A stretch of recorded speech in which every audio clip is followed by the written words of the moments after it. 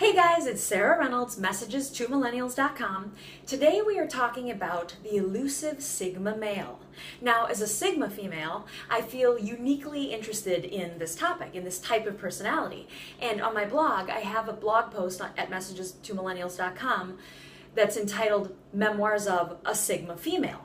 And I know that people are searching, what is a Sigma male, what is a Sigma female, because that single post, and the rest of my blog is all political, but that single post gets the most hits every single day.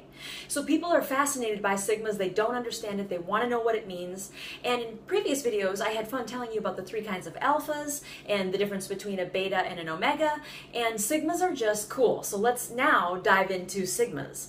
So the Sigma male. Well, first let's describe the entire tribe as if the tribe were in a minivan or a big bus, okay? So of course the alphas are up in the front. They have the map, the triptych, they're figuring out where to go, they're driving, they're in control, they're deciding where should the direction of the entire tribe go. And they're really smart, really intuitive. We know they're great leaders, we know they're fearless. So think of the Sigma as a person who has many of the traits of the alpha but hates leadership. Hates it, feels compelled to take action to protect the tribe from danger, to ensure that they are always consistently serving the greater good, and yet they don't want to take a leadership position. They don't want the responsibility of when everything goes, all the shit hits the fan, having to deal with that. They just want to be useful. So if you've got in the van or the bus, you've got the betas in the back seat and they won't shut up because they all have to one-up each other with their bad jokes, and you've got the omegas, on the computer hacking into whatever, or stopping hackers. Because remember, all of the members of the tribe are either, are you a good omega or a bad omega? Are you a good alpha or a bad alpha? Are you a good sigma or a bad sigma? And then the betas. So you've got the omegas, in the back seat, whatever, tuning out. They might be composing music. Who knows what they're doing? And you've got the betas all chit-chatting, won't shut the hell up. And then you've got the sigma. Think of the sigma as the spare tire. So that's how focused they are on being useful to everyone in the tribe. They almost lose their very sense of self, their very identity. Now, the sigma works best and is usually happiest, not always, but usually, is usually happiest when they are under the auspices of a very strong, smart, ethical alpha, or otherwise completely autonomous. So Sigmas hate authority. I mean, they fucking hate it. And that is why in any sort of situation where they have to be, doing work for pay, it's best if you can get them autonomous as quickly as possible. And remember, most people aren't comfortable with autonomy. They aren't comfortable with just making their own hours, getting stuff done, checking it off a list. But Sigmas are. So you will often find Sigma males as lawyers who do pro bono work. You'll find them as detectives or private detectives, PIs, anywhere they can be completely autonomous, somehow serve the greater good, and ideally be self-employed. But if they can't be self-employed, it's best for them to somehow be helping an alpha who is very ethical and has a very strong moral compass. Now, again, you can have a sigma who ends up being a hitman and is going to be the best hitman on the market. And that's because they are so exacting about quality, and they're able to take a list and just check it off and be completely self-responsible. In other words, they aren't thinking about, is this the right thing to do for someone else because it's following directions, because it's being compliant or obedient? No, they're thinking about, is this the best way to do something because it's the best way? It's the most efficient. And, if their heart is open, the most moral, the most ethical, it's going to serve the greatest number of people. And, in contrast, or I should say by association, if it can't serve the greatest number of people, can it not hurt the greatest number of people? Can it only harm the fewest number of people? So they are always thinking about the greater good and how to figure out, if I can't actually be serving these people on the bus in some particular way that helps everyone get to the alpha's goal faster, then if the bus breaks down, can I be the spare tire? How can I ideally embody that service to sometimes it comes down to service to humanity, but usually it's for some other mission-oriented project.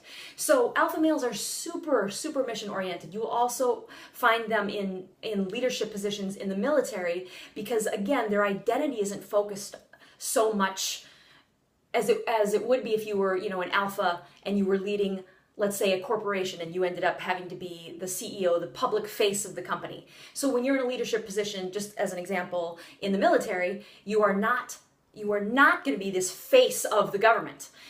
Instead, you are slowly but surely, quietly taking action behind the scenes to protect others, to protect a greater good, to serve. And their Sigmas are just the awesomest leaders. I mean, if you ever are able to observe a Sigma, they're just great. When when they're forced by life itself into a leadership position, it's just awesome to really watch them at work because they hate leadership. They want to just be alone.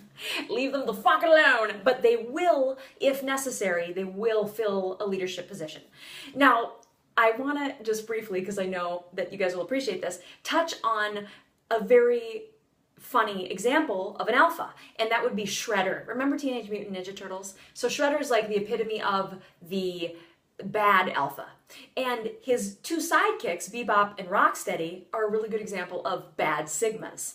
Now, this is so funny because if you took the Teenage Mutant Ninja Turtles, of course, they would be a bunch of beta boys, just fighting crime. It's not even, you couldn't call them a bunch of Sigmas. You couldn't do that. It's hilarious. But now, their sensei, the rat, that would be a Sigma. That would be a Sigma, okay? And I know that's a funny example, but good memories. Remember April? She was the reporter. Oh yeah, it was so cool. Okay, so let's go back to Sigma males. So Sigma males, you'll also find them as comedians, okay? They're the damn funniest comedians you'll ever see. So I think of somebody like Lee Camp as a really good example of a Sigma male who has gone down the comedy road.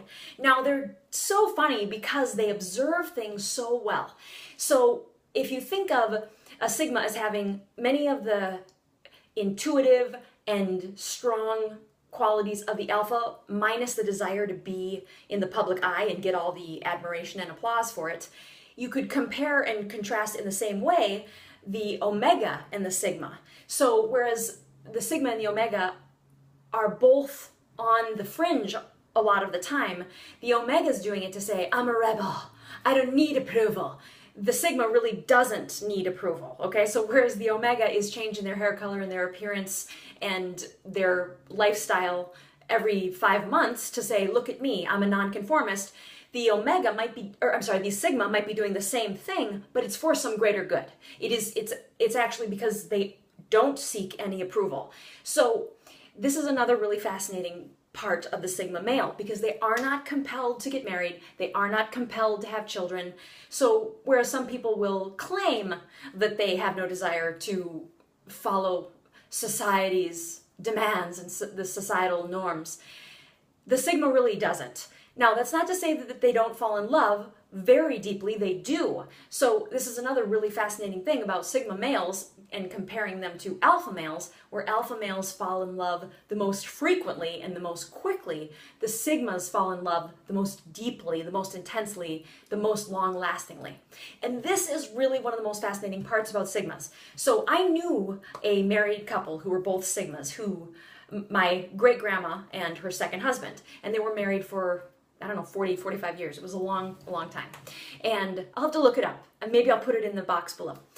And they were just so deeply in love, and it was just fascinating to watch them talk. They didn't always agree, but when they argued, that was the end of it. They had different opinions, and that was it. But they respected that each person was valid. Now, when an alpha argues with you, they have to be right. And they can be really mean, and they turn into bullies, and it's like, come on, can we not just have a discussion here? So Sigmas should marry other Sigmas. Alphas should marry betas, okay? Betas, you should marry an alpha. Betas should either marry each other, two betas, or an alpha should marry a beta. Alphas together, not a good match. Now a Sigma woman at some point in her life will fall for an alpha man, and then she will realize that she has been smacked in the face with a grand piano and never do it again. So remember, I don't know if Sigma males have this same problem where they end up going for an alpha female, but it is just don't do it. Sigmas need to find each other, they need to marry each other, or, you know, probably what two Sigmas would do is live in apartments across the hall from each other so that they could still have their complete and total independence and autonomy and meet, you know, for coffee and other things. And so that is how Sigmas should do it.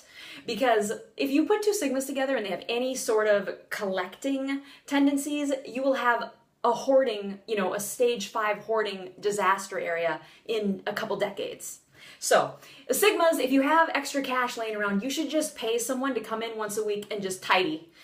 Yeah, you should, because I know it's the last thing on earth that Sigmas want to do is deal with the mess around them, because they want to deal with the metaphorical mess of the world. Yes, yes, you do. So, okay. Omegas, I know Omegas are watching and they're like, wait, am I a Sigma?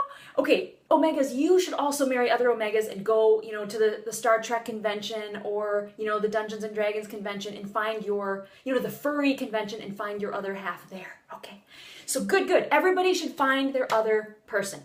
So someday, everything will be compatibility matching and there won't be this weird random, should we like each other? Because of course we're compelled by our survival instinct to look for things in common that aren't really there. So the beauty of the compatibility matching is you find people who are compatible with you on you know, the 5 major things. And I've talked about that in other videos. And instead of having that first, you know, the delusion that we all experience when we become infatuated. And when it wears off, after the first year or so, if there weren't those 5 basic levels of harmony and compatibility, the attraction fades, and so you're going to have a big problem. You're going to have a situation where an alpha and an alpha get married, and all of a sudden they hate each other and want to kill each other because they feel really competitive with each other. Or you have, you know, a beta who ended up with an omega going, why don't you care about appearance and fitting into society? And then the omega going, why are you always trying to control me? So, okay. So, Sigmas. Sigma. So, Sigma males, where are you going to find them? Well, you aren't. You aren't going to find them. They're going to find you. And if they really need autonomy and independence, respect that. And I know that will be really hard for betas and alphas, but it won't be hard for other Sigmas. You know, just, you know how you want to just not be told what to do and controlled? Don't control them and tell them what to do. And this is a really good recommendation just for all of life, to try not to give people command statements. You know, unless that's part of the particular role-playing scenario, it's best to just say, you know, would you mind doing this? Will you please? I'd love it if, versus just telling people what to do, because it can be so disrespectful and this attempt to assert dominance and leverage control that over years of buildup causes profound resentment in relationships. And what it really comes down to is rudeness. And all of a sudden, you know, you find yourself married to someone for 20 years and you think, was I that rude when we met? Were we both that rude? Is that what happened? So for me, it's always fascinating watching people fall in love and then fall out of love. And what happened? I think that is one of the most fascinating things. And for alphas, they often tell themselves, well, love isn't real. So that's just ridiculous. But Sigmas will face reality and go, it's not that love isn't real, it's that it's statistically improbable. So it's very real. We all know that one married couple that's been married for half a century, and we wonder, where does love like that happen? Or some people will misguidedly think, oh, well, they never felt that they could divorce. They felt that they had to get married. But we know that that is not true, because we have seen people who are still as in love 30 years later as they were the day they met. And that is fascinating to me, totally fascinating. And I've seen a couple, well, actually 3 different relationships that I believe I observed soulmates. So, or 3 different relationships where I believe I observed soulmates. And one of the pairs was the 2 Sigmas. And they were just so, you know, protective of each other and in love and respectful of, you know, not everybody's going to agree with you all the time, but you do have to stand up for what you do believe in. You must do that in order to avoid regret at the end of your life. You want to be able to look back and go, yep, I did what I believed was right. So I hope you guys enjoyed this video on Sigmas, and I will try to do, maybe I'll do a video on the Sigma female. Let me know your thoughts below.